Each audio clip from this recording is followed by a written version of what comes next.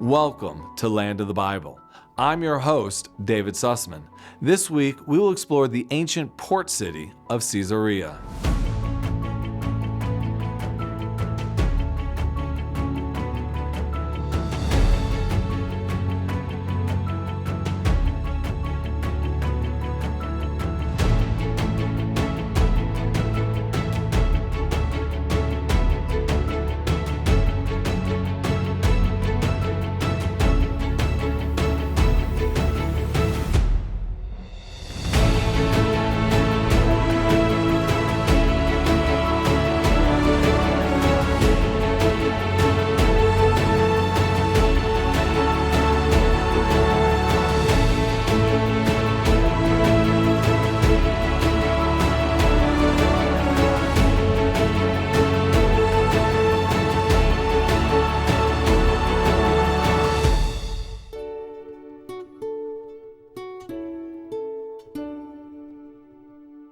On the shores of the Mediterranean and about an hour north of Tel Aviv lies one of the most fascinating cities in the land of Israel, Caesarea.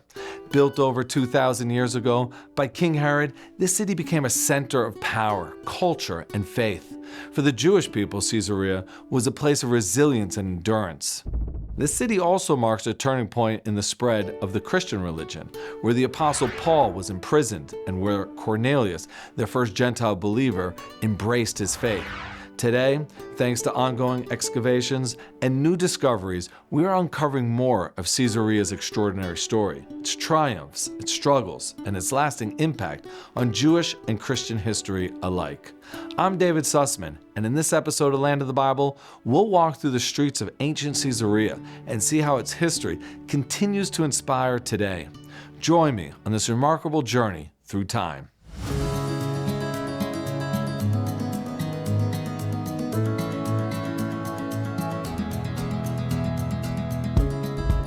Welcome to Caesarea, a coastal city built on the shores of the Mediterranean by King Herod.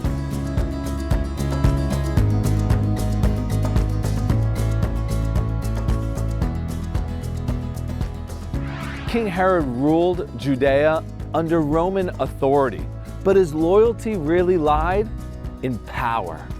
And his greatest monument to that power was right here in the city of Caesarea. And on its edge, he built one of the grandest palaces in the land of Israel.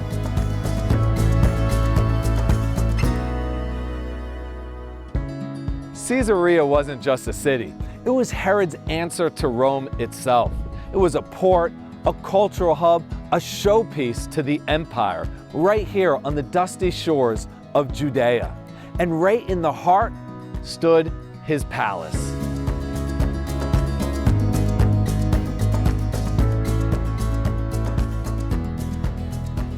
And here behind me are the ruins of King Herod's palace, a masterpiece that was carved in stone between land and sea. But to understand the palace, we need to understand the man who built it. King Herod, he comes to power in a time of chaos, civil wars here in the land of Judea, religious tension, and shifting alliances.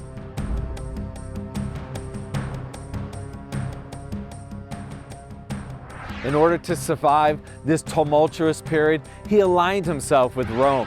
In return, Herod was crowned king of the Jews.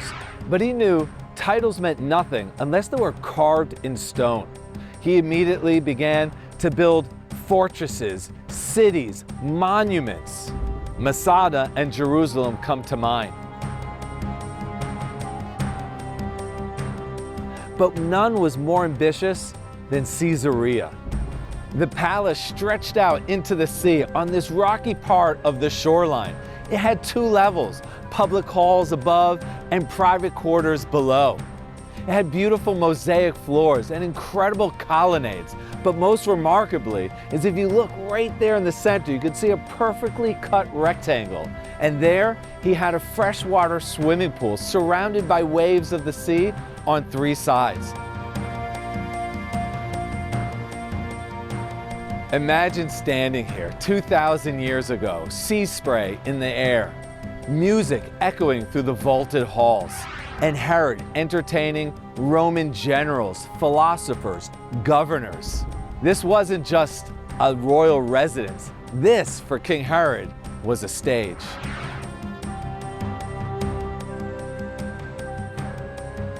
Herod built his palace here to impress Rome, but he also built it for another reason, to remind the people that he wasn't just a client king, he was a ruler with a vision, a man with the ability to build cities, to turn the barren coastline here into one of the greatest cities in the Roman Empire.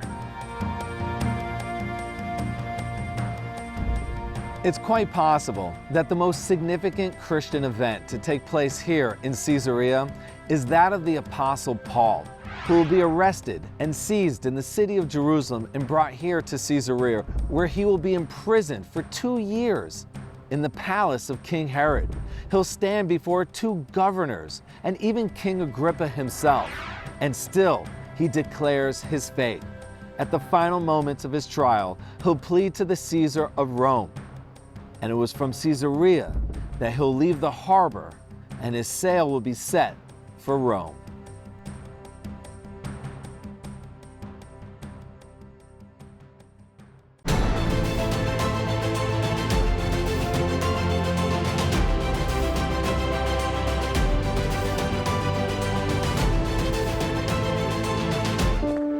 Imagine walking where Jesus walked, where faith comes to life. Feel the Bible story unfold around you, from the green Galilee to Jerusalem's ancient streets. Experience the serene and welcoming land of the Bible, where miracles happen. Put your heart where His footsteps are. Visit Israel.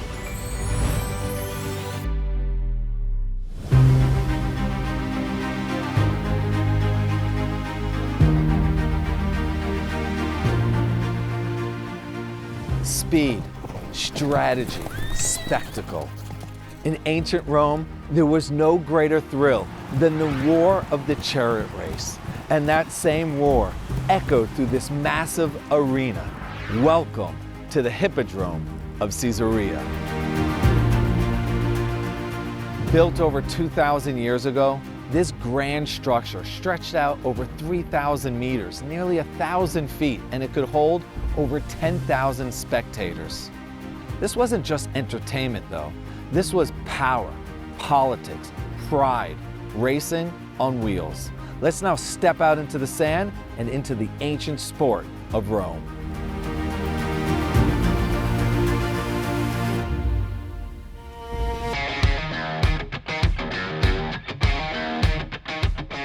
It was here that horses thundered down the track, 4 teams at a time, racing 7 laps around the central spine, the spina that I'm walking through right now. But it wasn't just about speed. It was about skill, control, survival. Crashes were common, and so were injuries. And the crowd, they loved it. From the lowest citizen to the highest Roman official, it was here in the Hippodrome that the city came to life.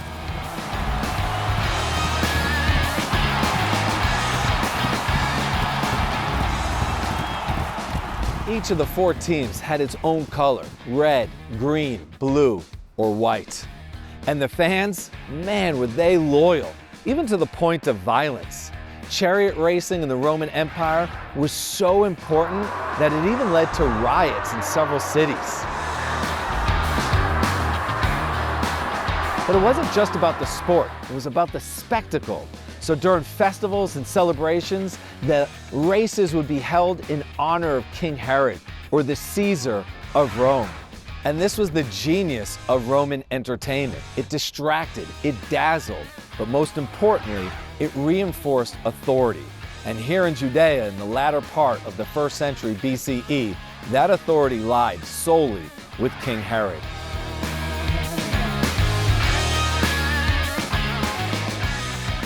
Let's head now to another entertainment district, the theater here in the city of Caesarea.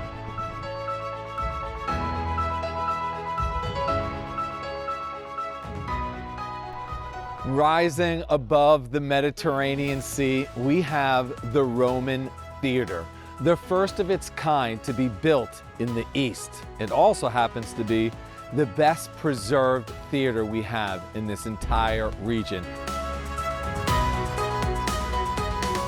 Built by King Herod as proof to the Romans how Roman he could be. He built it in a classic Roman fashion, a semicircle focused on the stage. And behind the stage, he would have had a two-story facade with niches, statues, and fountains. You can just imagine sitting here in the stands with 4,000 other spectators, seeing the comedy or the tragedy, any type of performance. With the backdrop of the Mediterranean Sea and the beautiful skies, it must have been a sight to see. However, this place wasn't just about aesthetics. The acoustics were incredible. 4,000 spectators, whether you were in the front row or in the nosebleed sections, could hear the performers crystal clear. This was a place that was built so well that it stood the test of time. In fact, they're setting up right now for a performance that's going to take place later this week.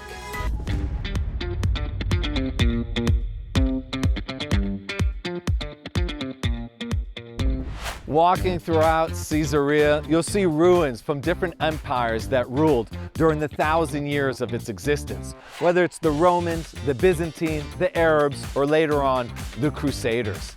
And Caesarea wasn't just built with local limestone. A lot of the stone would be imported from throughout the Roman Empire. Beautiful slats of granite and marble would have been brought here. And we can see this great map over here, which shows where a lot of the stone was imported from.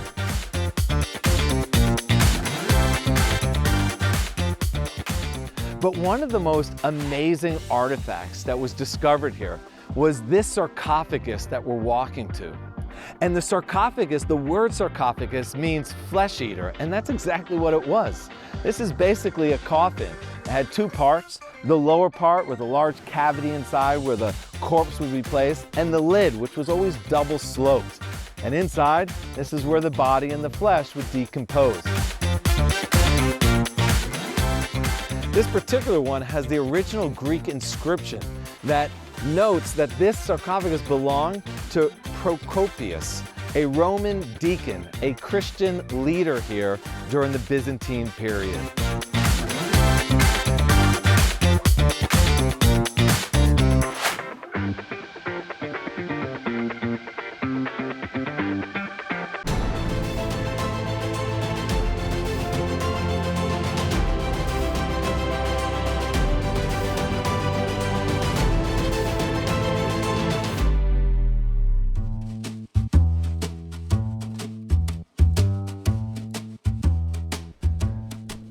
Caesarea was ruled by many different empires, each one leaving their mark on the city.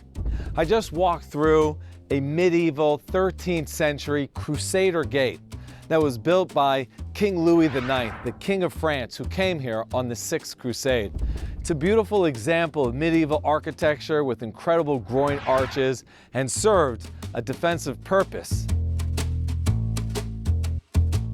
However, the gate wouldn't last long, as the Crusaders were defeated in 1267 by Baibars, which made way for the Mamlukian Empire. The Mamluks, who were great warriors on horse, were afraid that the Europeans would return once again to the Holy Land via the sea, so they destroyed all of the coastal cities like Jaffa and Caesarea.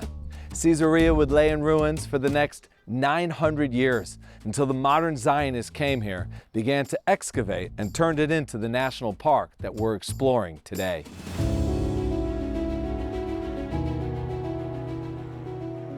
The harbor had two parts, the commercial port, which is what we were looking at before, and the royal harbor, which is where I'm standing right now on, well, this grassy knoll, gazing out at remnants of that ancient harbor. Royal vessels would anchor here and disembark right where the stairs are behind me. They would then ascend those steps to the pagan temple that was dedicated to the Caesar of Rome, Augustus.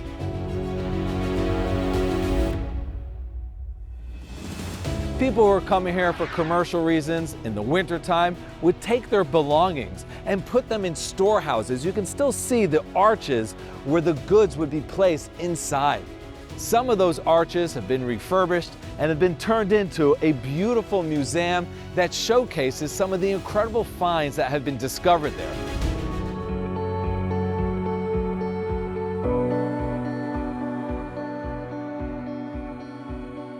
A new chapter here at the National Park in Caesarea has recently opened, the Harbor Visitor Center.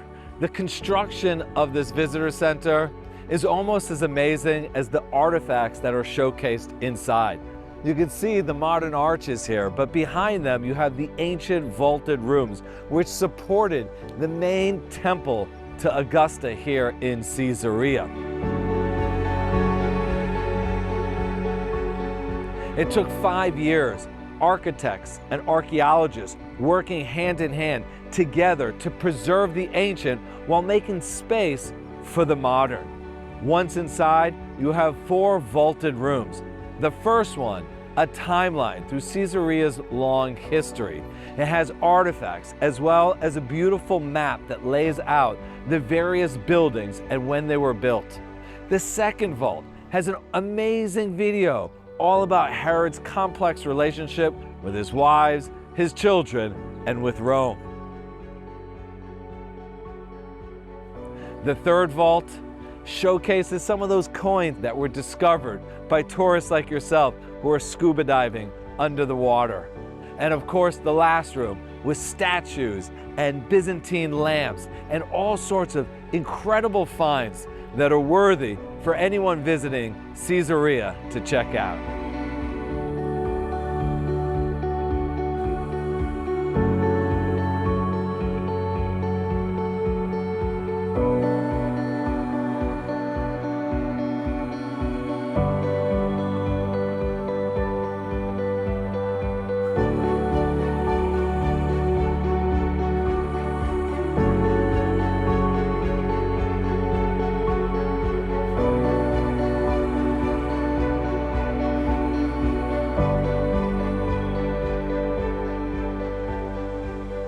Come with me as we explore something really unique as we go underwater to see some of the ruins that are hidden beneath the sea.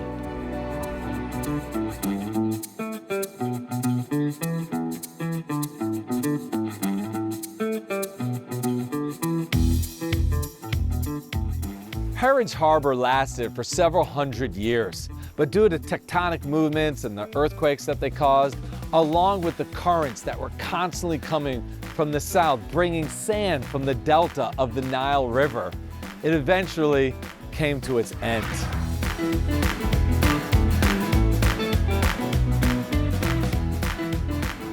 However, the ruins still lay beneath the water.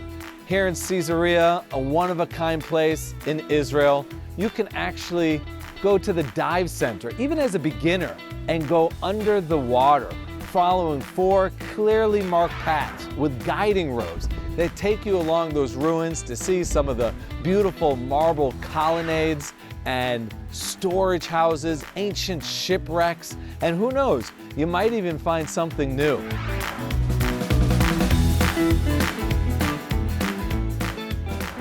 Only in 2015, tourists like yourselves that were visiting here saw something shining in the water.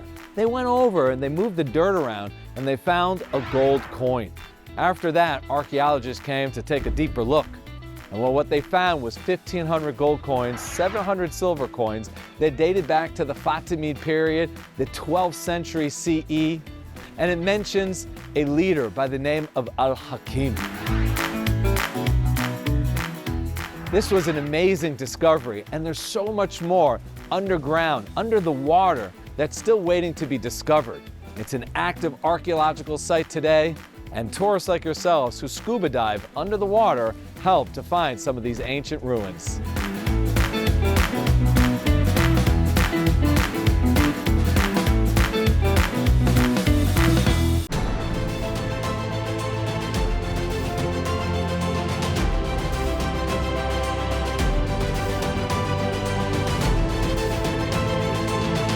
I I will bless those who bless you, God promised Abraham.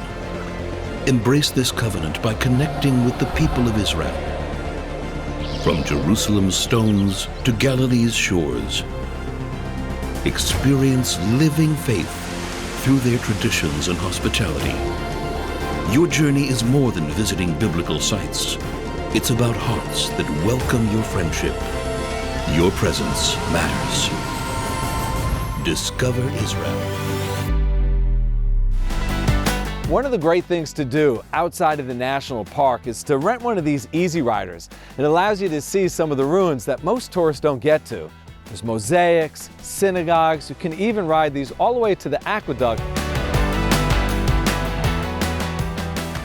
We'll strap on our helmet and we'll see some of those ruins as I take you along for the ride.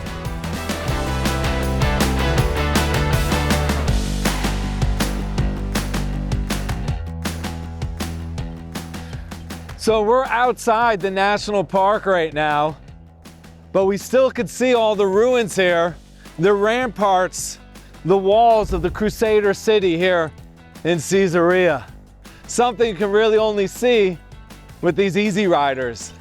You can really see the moat that would surround the old city here, protecting the walls, protecting the city and the people inside. So for our first stop here on the Easy Riders, we're jumping off to go to the shoreline where there's an ancient synagogue there, believed to be the one of Rebbe Akiva, one of the greatest rabbis of all time. In all honesty, if there was a Mount Rushmore of rabbis, his face would be on it. Let's go.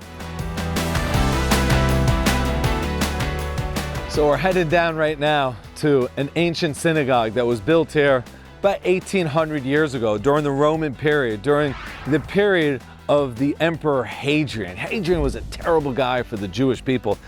You can see the benches here. The benches in synagogues back then would have wrapped around the entire synagogue, and the bima, like the place where they would read from the Torah, will be situated in the center of the synagogue. And here you have an original mosaic, and you can see it's actually written in Greek, but these are the names of the Jews who donated in order for the synagogue to be built. And another way that we know it's a synagogue, it's not so clear. There's a lot of brush that's kind of overgrown over here, but archaeologists measured this area out and you can kind of see there's like a depression in the land. This was a mikvah, a ritual bath to purify yourself. And this synagogue was used by none other than Rebbe Akiva, as I mentioned before. He's one of the greatest rabbis of all time. And he's the one that encouraged and authorized Shimon Bar Kokhba to rebel against the Romans for a second time within 70 years.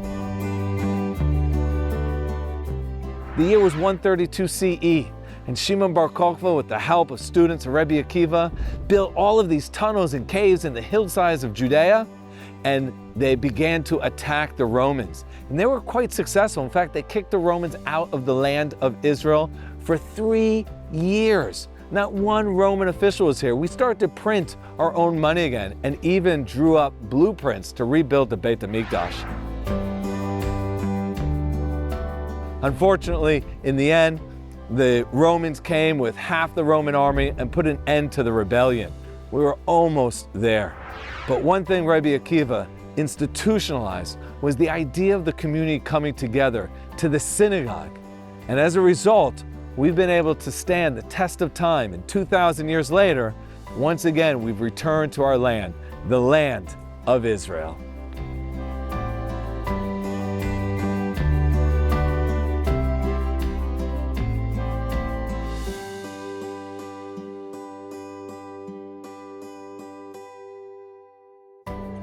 So included in this tour is you get to ride along some of that ancient aqueduct that we talked about earlier on in the episode.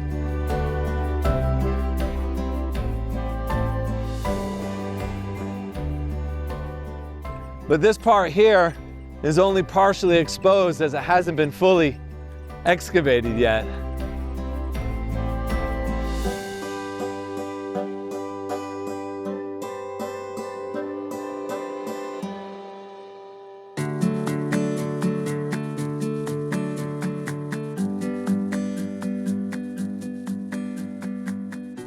Nearly every Christian group that visits Israel comes to Caesarea National Park, and if they don't, they're missing out on a great opportunity in their own spiritual quest.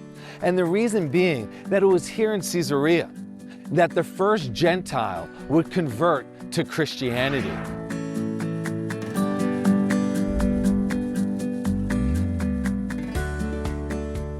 It was here that the gospel would leave and reach the shores of Rome, where the pagan world would eventually convert to those Jewish values that we cherish so much, that are known today as Judeo-Christian values.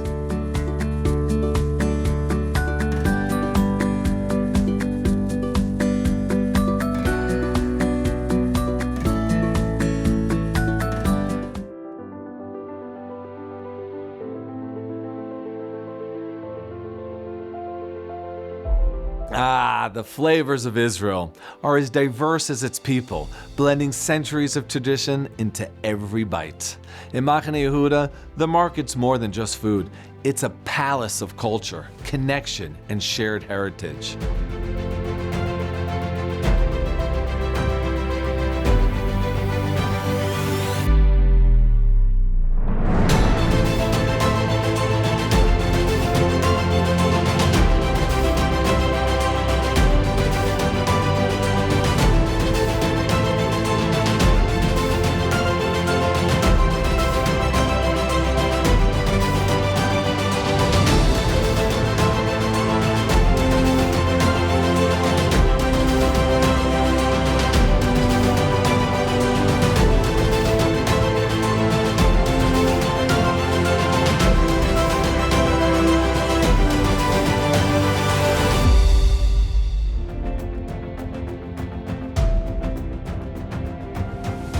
Caesarea is a place where the grandeur of Rome meets the spirit of Israel. Its ruins tell the story of ambition, empire, and faith that shaped the land. Thanks for watching. Make sure to join us next time as we connect you to the people, places, and land of the Bible.